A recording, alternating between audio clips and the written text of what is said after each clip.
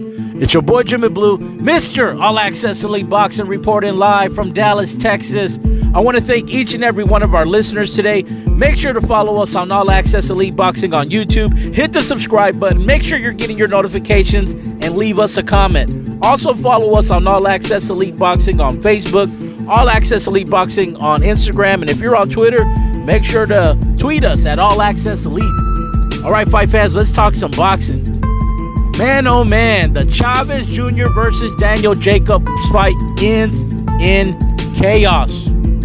Chavez Jr. appears to have quit in the stool, claiming that his nose broke from an accidental headbutt. He was speaking to Freddie Roach. I don't know what they were talking about. Freddie said that his hand was broken. Julio said he couldn't breathe. He looked panicked. He looked afraid, and he completely quit walking towards his corner. Now, mind you, the fight was competitive for what it was. Chavez Jr. was obviously the much bigger fighter. He had to be at least close to the 200-pound weight class. You know, Daniel Jacobs was fighting his first time at 168. You know, he had to be about 180, maybe, 182. But Daniel Jacobs himself didn't really look all that impressive.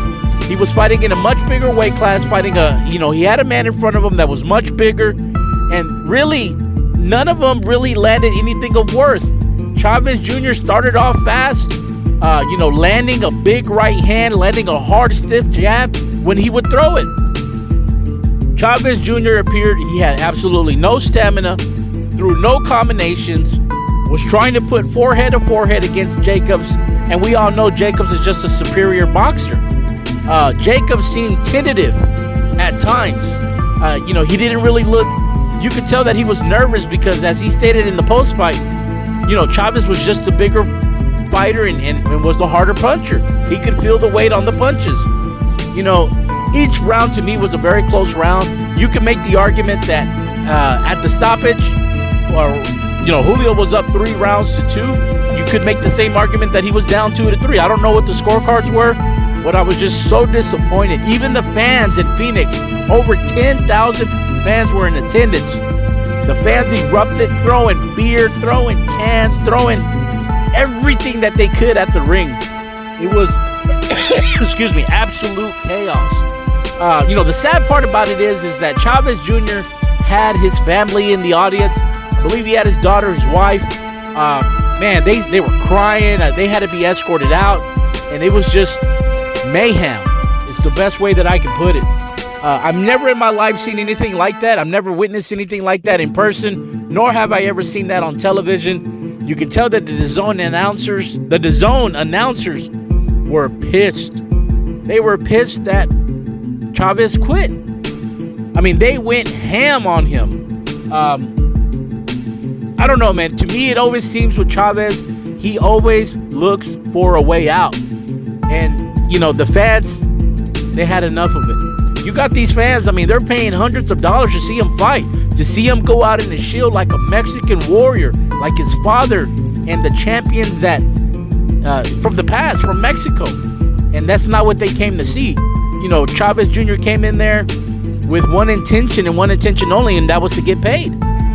He made over $5 to $6 million, paid a $1 million fine to Daniel Jacobs, and went in there and walked out. I've never seen anything like that, and it's very, very disappointing, man. I'm just disappointed in general. I can't say that I'm not surprised, but I am surprised, if that makes any sense. It's just, man, I don't know, guys. I don't know what's next for Daniel Jacobs. I feel bad for the guy. The guy was getting things thrown at him. You could tell they were in panic mode because they were not expecting that. They came out with the American anthem, the Mexican anthem. It had the feel of a big, pay-per-view type fight as far as the atmosphere. But man, it was utter chaos. And it's a sad day for the Chavez name. You see his father in the corner. You think back of all the legendary fights that he's given us, all the title defenses, everything that he always laid out on the line. And when you see that man in the corner with his, looking like he wants to weep, looking like he wants to cry, his hand over his head, shaking his head, so disappointed. I mean, how, as a son, I mean, how do you, man, I don't know, man. How can you disappoint your father like that? How can you disappoint your fans? You have to explain yourself. You have to give an explanation. What happened? Freddie Roach was completely shocked. And I feel bad for Freddie Roach as well, because he knew what he was getting into, but he went, you know, it seemed like Roach had a heavy heart and wanted to give Chavez Jr. another chance. But I think he's completely done. I don't suspect that he will be given another chance by anyone. He's completely quit, and it shows today. Let me know what you guys think. What's next for Daniel Jacobs? What's next for Julio Cesar Chavez? And have you guys ever witnessed anything that we saw today?